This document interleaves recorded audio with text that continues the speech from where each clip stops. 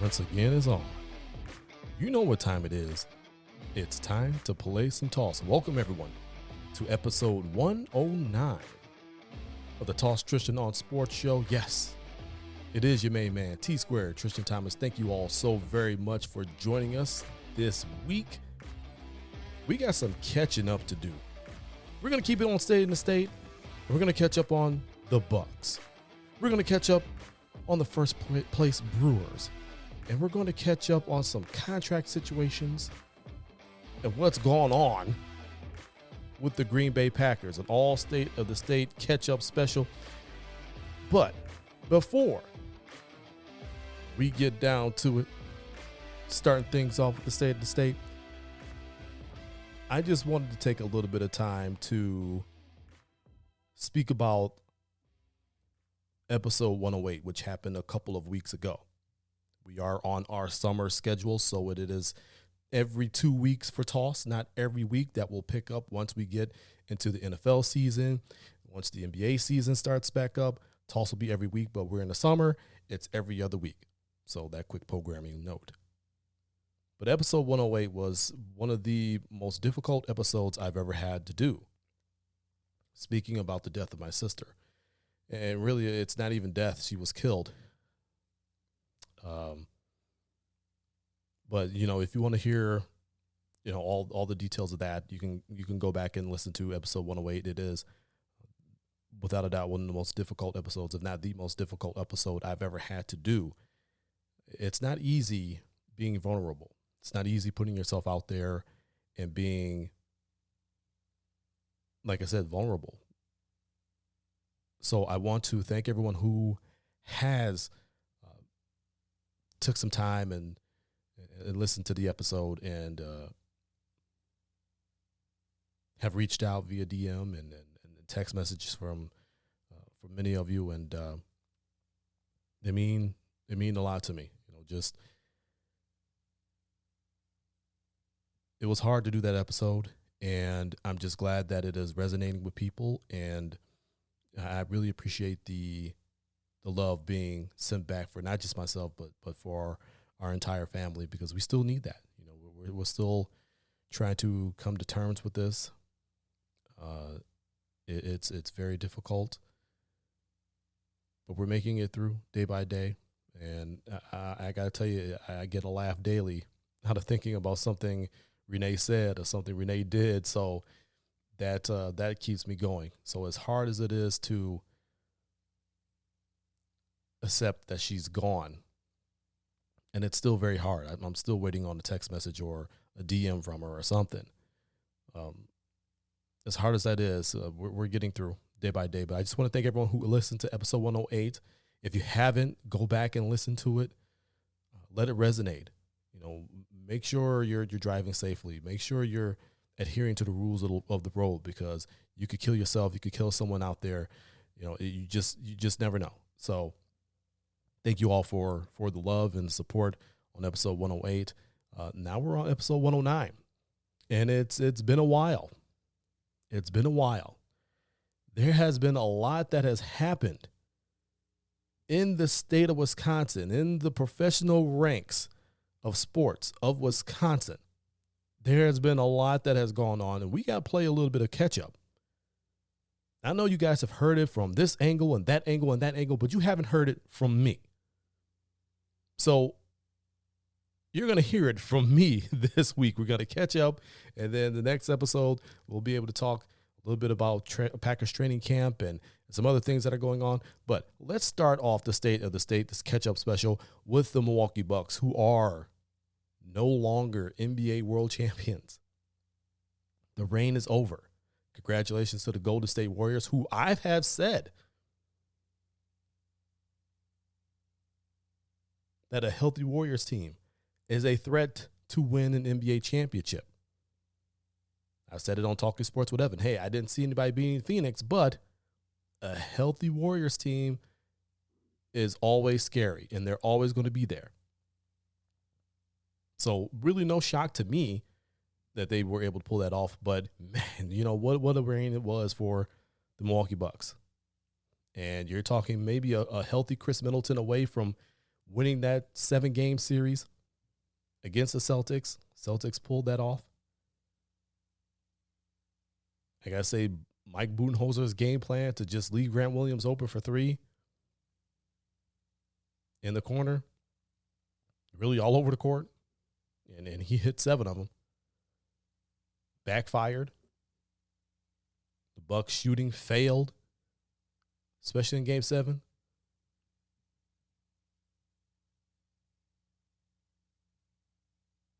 Giannis was otherworldly.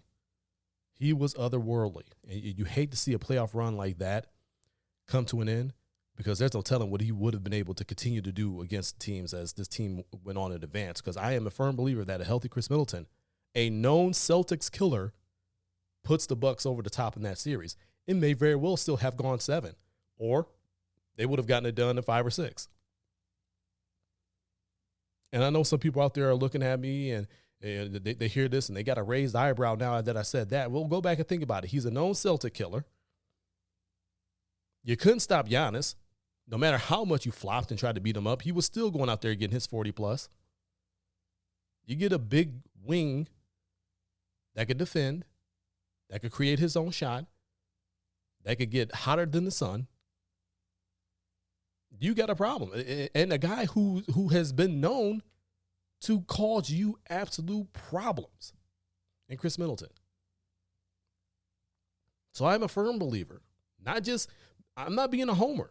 I am a firm believer because of what we've tangibly seen on the court. A known Celtic killer in that series, Bucks win it. I'm not saying the Bucks would have gone on to win the back-to-back world championships, although I think they probably could have, but I didn't say that. I'm just saying on this particular series, a healthy Chris Middleton puts them over the top. But the Bucks did squander their chances. They squandered 2 chances at home. Game 4 and Game 6. You have to take advantage of those. You don't want to go back on the road and try to win a Game 7. It's one of the hardest things to do is to win on the road anyway, regular season or postseason, but especially postseason.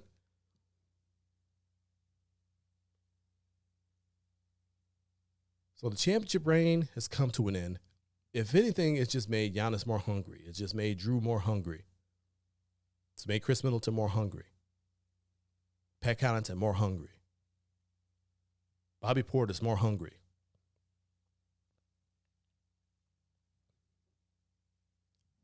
But you can't help but to notice that there were glaring holes on this team, or at least guys who were not performing up to their standard of what they had been doing in the regular season. Bobby Portis, who had a wonderful postseason, last postseason. In that Celtics series, he was really nowhere to be found. Grayson Allen, who was really the catalyst in their first-round series against the Bulls, was nowhere to be found after that series. Mike Budenholzer's obsession with George Hill, as opposed to going to the irritant in Javon Carter, who had proven during the regular season that he's worthy of that time on the court and can get the job done, was a questionable decision.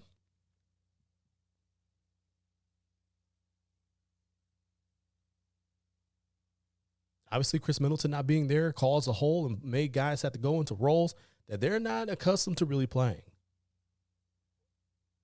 But it's postseason. It's whatever it takes time. You have got to show up, and a lot of guys did not show up.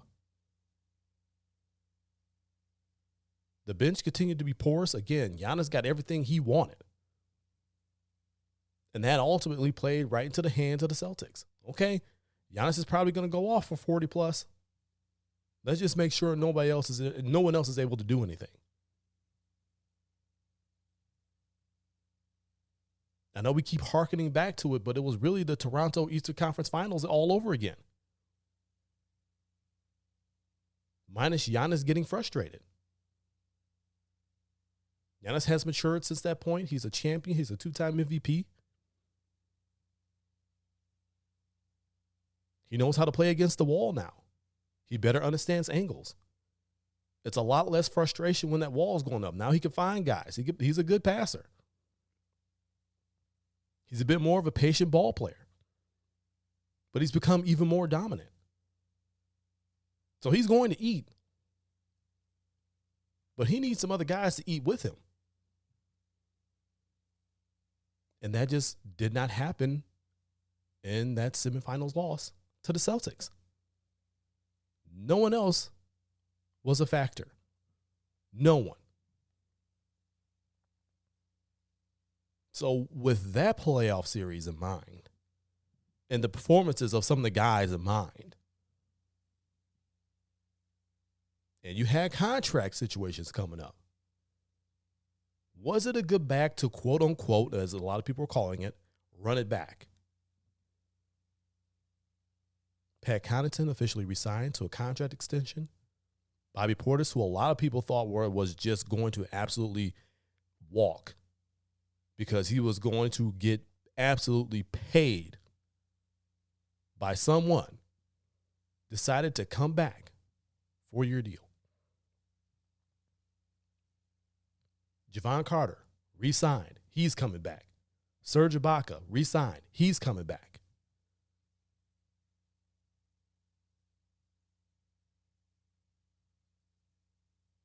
John Horst then also goes against Joe Ingles.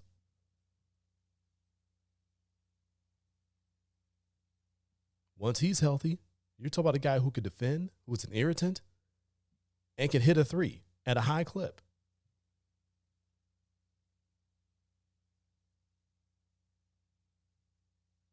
Can we say that's running it back? Sure. I mean, you have some familiar pieces there. How those pieces will be used, the health of everyone going throughout the season and into the postseason will really determine on whether or not it's truly a run it back situation. But why would you want guys who have been in the system, who have chemistry together, to come back? There was no reason to rebuild this roster. You just needed to add some things. And with the Joe Ingles, you added.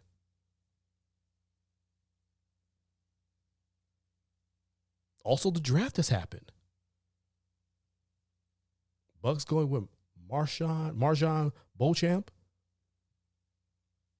who played for the Ignite in the G League last season, which is really great experience. That's gonna bode well for that young kid. Because you're playing professionally, you're playing against guys who have been in the NBA and are on two-way contracts or may be on their way to the NBA at some point. Don't get me wrong, he's got some things he needs to work on. He needs to hit that three at a higher clip.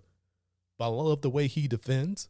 That's going to be a big plus with him, especially in the eyes of Mike Budenholzer. If you can't play defense, you're really not going to be on the court for Mike Budenholzer. If you can't hit a three at a high clip, you're really not going to be on the court unless your name's Giannis. But Giannis can defend. Defensive Player of the Year. You're not really going to be on the court for Mike Budenholzer. So that's going to bode well for that kid. He's going to continue to grow. He's going to continue to evolve. You got another big wing, a lengthy wing, which is what you needed. He can get to the cup. I think he's a guy who can end up being someone who can create his shot. Hit in the mid to high 30s and threes. Something respectable. Defend well. We'll see how well he develops. It's really going to be a player development situation. But I like the tools that he brings to the table. Currently, he's just going to continue to add to that, especially with the likes of a Giannis and a Chris Middleton and a Drew Holiday. All there to help mentor him. So I don't think it's a true run-it-back situation unless Bud goes with the same rotations that he decided to go with in postseason and last season. Again, health will dictate that. The way guys are playing will dictate that. But why wouldn't you want to keep the band together when that band has won a championship? No, it did not work out this past postseason. You had situations. Again, you're a healthy Chris Middleton away from winning that series. I truly believe that.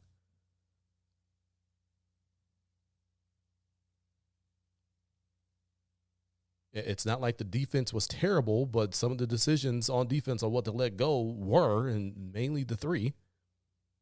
And that's eventually what sunk you, especially in Game 7. They were able to hit threes. You were not. You keep the band together. You see what sort of run you go on.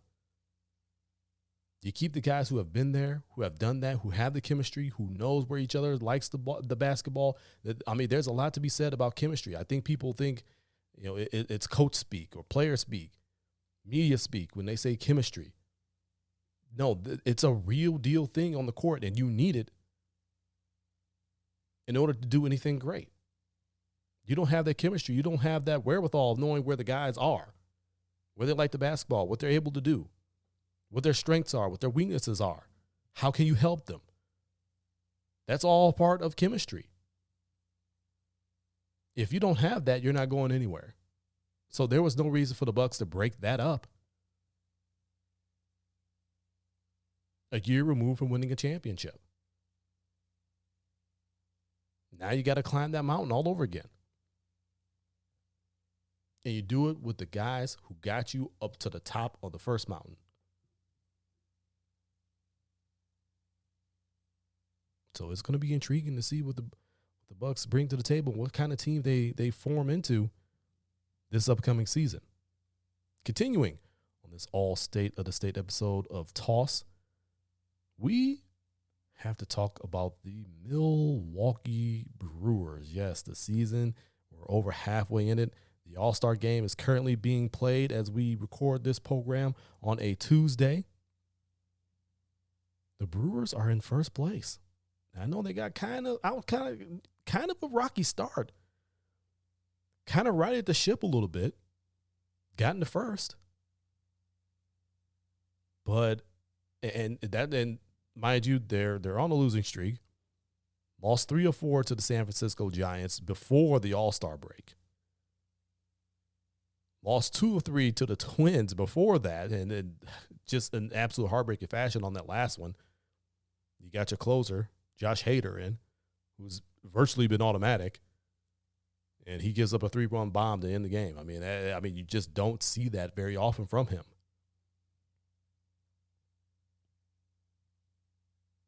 Side note, 2 Brewers All-Stars. I mean, Hader was named an All-Star, but he decided to be with family. Devin Williams, well-deserved, gets that spot. Corbin Burns, reigning Cy Young Award winner, should be the front runner for it this year again. He is also there. But they're 50-43. Just a half game ahead of the Cardinals. Yes, of course, the Cardinals. The Cardinals always seem to be there, and this season is no different. That's going to be a slugfest. That's going to be a fist fight for first in the division, because I just don't think the wild card. I don't think a wild card is going to come out of this division. I think you either need to win it, or otherwise you're going home. But we'll see how the other divisions shake up. I mentioned they lost 3 or 4 to the Giants before the All-Star break. They're just 3-7 in their last 10 ball games. This is kind of how their season has gone. They've been really good. Offense explodes. I mean, they scored 19 runs in a game, 17 runs in a game. I mean, they have the ability to put up some runs. And let's put the asterisk next to this. If they're hitting home runs, and that has been the problem. This has been a feast or famine offense. What have I been saying for years? What have I been saying for years right here on this program? The Brewers cannot come back with that putrid offense and think they're going to win a World Series. Can't do it. Cannot do it. But yet here they are, yet again, with another feast or famine offense. They can't get runners in. Bases loaded, no outs. Second and third, 1 out. They can't get runners in. They can't execute. It is maddening to see that you have guys who are getting on base, and not being able to be driven in. And I know it's baseball. You're not going to be able to drive in every single guy that gets on base. But the amount of opportunities that the Brewers have blown to score runs and not have these 2-1 games, or there's 3-2 games, or these 4-2 games where pitching has to be absolutely perfect, cannot make a mistake, otherwise they'll lose the game, seem to be inordinate. It just seems like it's been a lot to me. But this is who they are, and Brewers starting pitcher Brandon Woodruff thinks that they could do what Atlanta did last season. Last season's Brave squad, this season's Brewer squad, very similar in the amount of runs per game that they have. Neither one were a truly potent offense. But the Braves went on a run, and that's what you want in the postseason. You just need to get hot. Get hot at the right time. Braves did that. They went through the Brewers, went through the rest of the National League, won the World Series. Brandon Woodruff thinks that the Brewers can do the same thing. I don't know about that.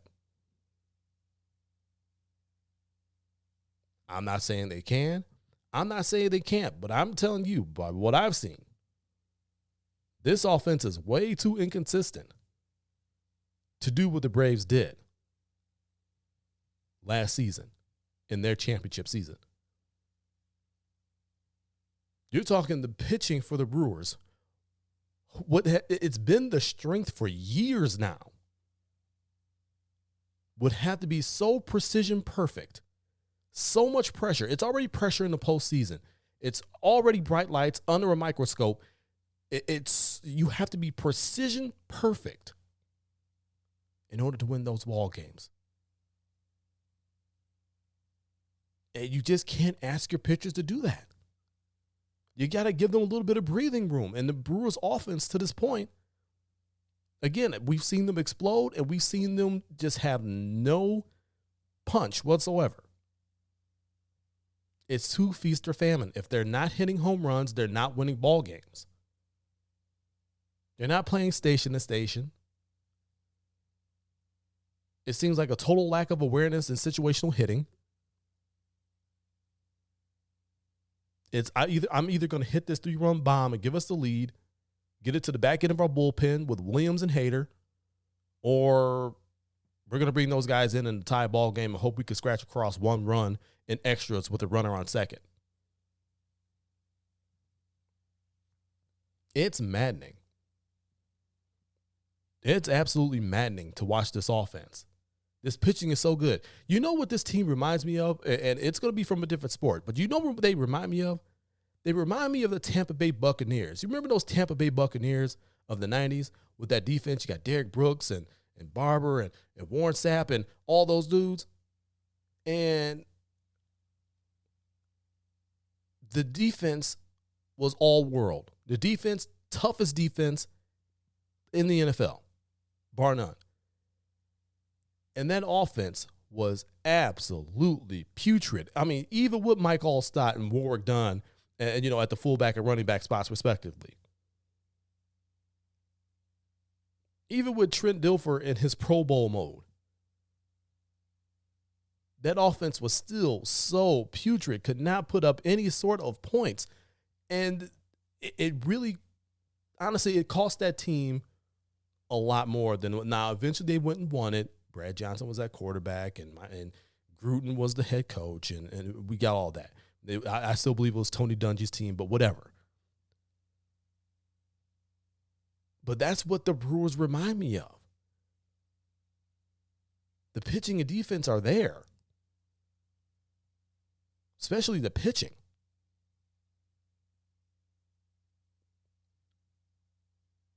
But there's only so many scoreless innings you can ask your pitchers to throw before you're able to scratch across a few runs to win ball games.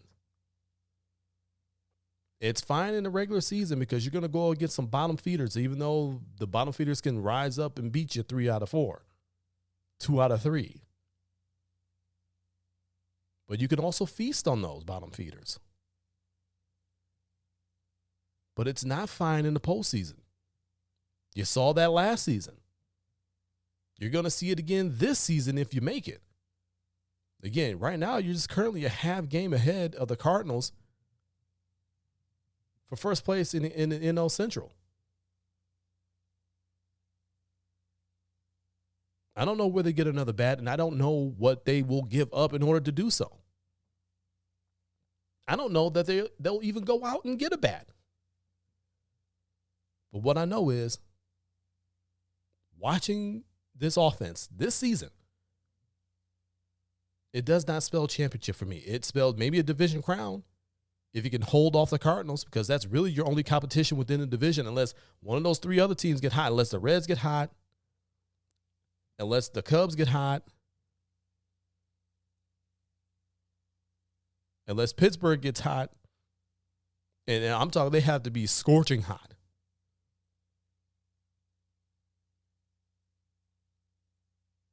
But your main competition right now, and it looks like for the rest of the season, it's going to be the Cardinals. You're going to have to hold them off. And you're also going to play some big head-to-head games later on in the season that are going to have huge implications.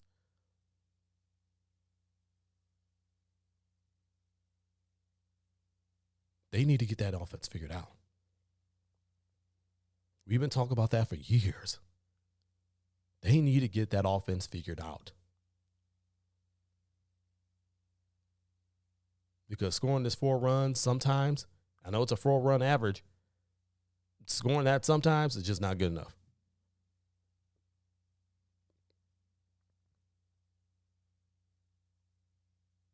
This offense is a regular season, get me by, get me to a division crown, hopefully the rest of the division is terrible kind of offense. It does not spell championship offense to me currently, just looking at it. Brandon Woodruff can say that. Sounds great. Great teammate. But the reality is you can't win with that sort of offense in the postseason. Just won't work. 50-43, still first in the NL Central. We'll see if it ends up that way. Wrapping up this all State of the State catch-up episode of Toss, let's talk about the Green Bay Packers, because a lot has gone down since I last spoke with all of you. Davante Adams is no longer a Packer. Yes, I know you guys know that. That happened way back in, April? We're in July. But again, you didn't hear it from me. You didn't get my thoughts on it. You didn't get the truthful, opinionated, and passionate thought on this. So let me give it to you. Davante Adams is no longer a Packer. The Packers offered more money. I got that confirmed. It is very true. How much more money? Didn't find that out, but it is more money. He simply did not want to be in Green Bay. Now, you have a certain segment of Packers fans and a certain segment of football fans that are saying, oh, you guys should have threw more money. Well, they did throw more money at him. Oh, well, relationships were strained. No, he just wanted to go and play in Vegas. He wanted to be with this old college quarterback.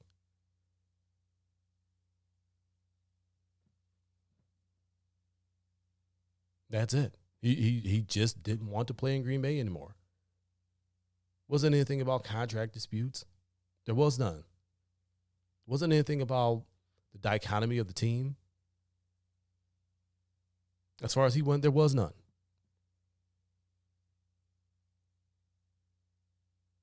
So people have to understand that sometimes, no matter how much success you've enjoyed in one place, some people have a desire to go somewhere else.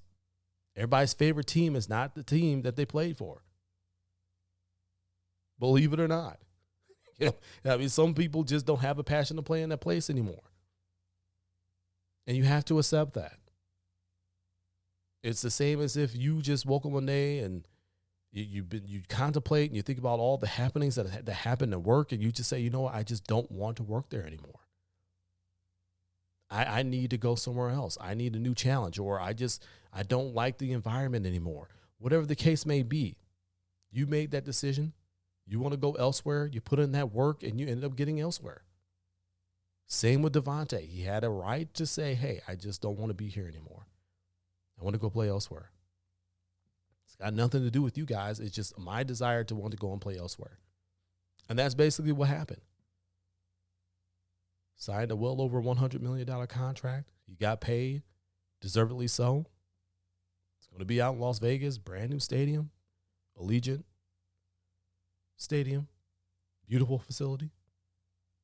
Being with the Raiders, who might be building something. They just might be building something. We'll see. So a lot of Davante Adams' contract situation tumbled into Aaron Rodgers' contract situation. And Rodgers kind of knew the situation with Davante and the direction that he was leaning. So he really had to be okay with it in order for him to re-sign this monster 3-year contract extension, 3 years, $150.8 million worth of contract extension, $42 million this season, this upcoming season. It'll be $59.5 million in 2023. And it'll be $49 million in 2024. Just a monster contract extension. Cap friendly for this season. Things might get a little bit tight in the later years, but hey, Goot and Ball, they found a way to get a lot of things done this offseason with some key guys. Another contract signing. And you know what? Before you even go to that contract signing, this reaffirms what I have been saying about Aaron Rodgers all the time. People were saying, "Oh man, he's gone. He doesn't want to be there. He's gone." It was a respect thing for Aaron Rodgers. As a 4-time current MVP, NFL MVP, as a certified first ballot Hall of Famer, probably the greatest thrower of the football we will have ever seen in this game's history. Like it or not, the most talented thrower of the football we have ever seen is Aaron Rodgers, period. He's a guy who wanted respect throughout the organization. He should have some say in the personnel. He's the guy throwing the football. He should be given a heads up on certain things because he's a superstar. We've gone through this. Superstars just need to be treated a little bit differently. Because if they aren't, it sends ripples throughout the entire business, because that is what these football teams are. They're businesses. You don't have a guy like that. Well, not particularly in Green Bay because people are going to come out anyway. But, I mean, it helps if you got a guy like that on the field.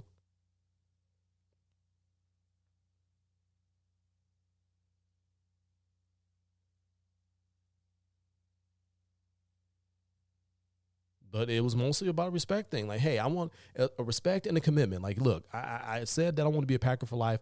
I need you guys to show me that you want me to be a Packer for life, because I've already made that declaration.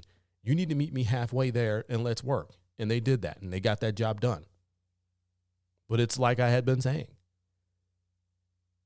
If it got down to the nitty-gritty of it all, he would play in 2022 in Green Bay, and then after that, all bets would be off. He would field every single offer that came his way, and there would be a ton.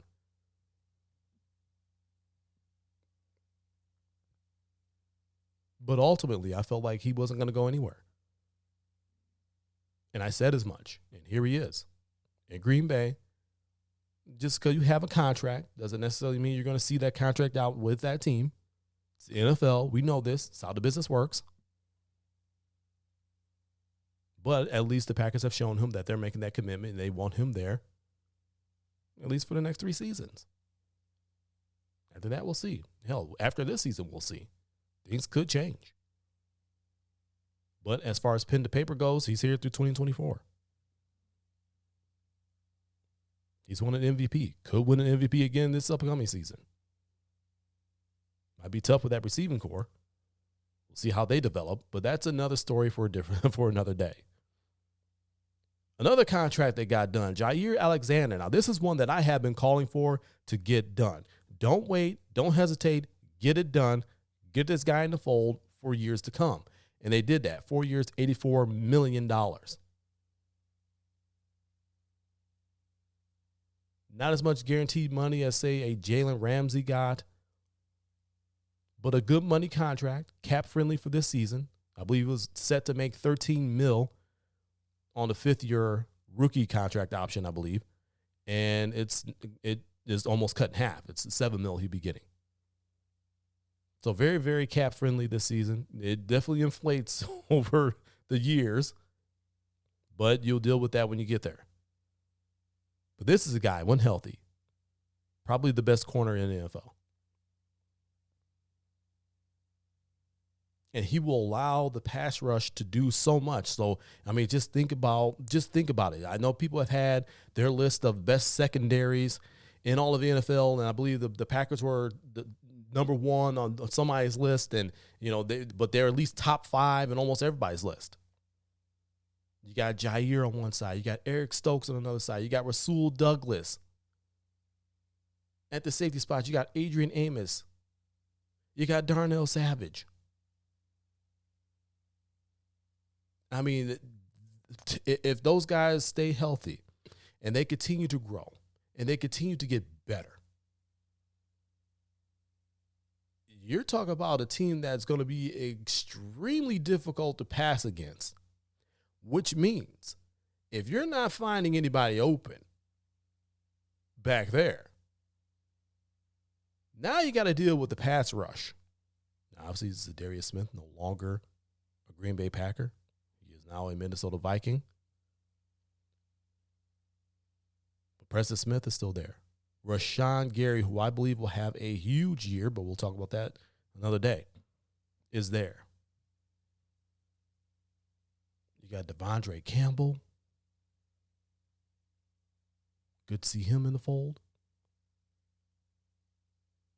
I mean, you got Kenny Clark on the line. And I know they made some more signings on the line as well.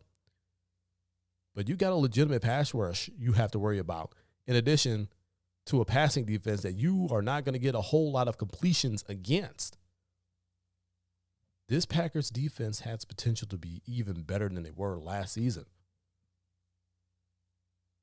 This has the potential to be a really scary defense.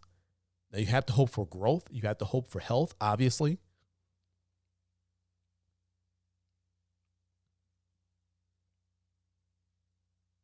But it's going to be scary. But the work put in by the front office, Brian Gutekunst, Russ Ball, those guys, moving things around. And yeah, in some ways, maybe they're kicking the can down the road. I know everybody's tired of hearing that, but that's kind of what they're doing. Moving numbers here and then moving guaranteed money here and moving there and all that. They continue to do masterful work to not only sign their own guys, but to bring in some guys in spots where that maybe to the naked eye of other people don't realize how huge that is. But it ends up paying dividends in the season. And that's what you need. You don't always have to go and get the big splash free agent. If it makes sense for you to go after that person and pursue their services, then by all means do it. But if you got somebody that's not quite a superstar, but is less of a price tag that could do the job just as well, you go and get them too. You go and get them.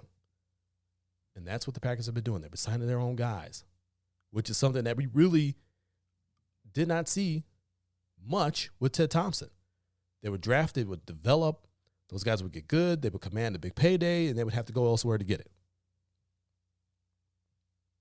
Now you're seeing a guy like Jair getting paid. Now you're seeing a guy like Aaron Jones who had gotten paid. Kenny Clark, he got paid.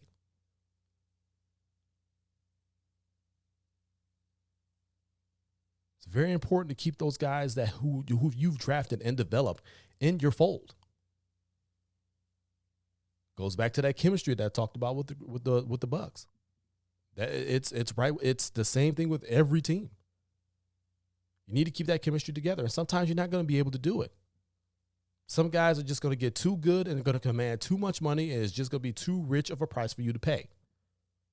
That's business. But if you have the opportunity to keep your guys in the fold, keep that chemistry together, keep that knowledge of what you all are trying to do, both with the playbook and the dichotomy of the team. If you have a chance to keep that together, then by all means, do that. Sprinkle in a few free agents here and there that fit and make sense for you, and you got a recipe for a world championship. The Packers are right there on the cusp. They have been ever since Matt LaFleur has gotten here. Will this be the year that they break through? We'll have plenty of time to talk about that another time. Well, y'all, that was episode 109 of Toss, the Tristain Sports Show. Man, it feels good to get back to business. You all know where to find me on social media at the20double. That's at the number 2, the number 0, and the word double on Instagram and Twitter. Follow me there. TossNationMedia.com, your home for the Toss brand of sports. Truthful, opinionated, passionate sports. It's what you deserve. And of course, Facebook.com/T on Sports Show, the Toss Facebook page. We touch on a lot of things there that we don't necessarily get a chance to on the show. Again, Facebook.com/T on Sports Show. That's TON Sports Show. But as I said before, it's time for me to get on up out of here. It's T Squared, Tristan Thomas, reminding all of you to keep it moving forward. Always forward. Forward always. See you guys in 2 weeks. So long from Toss.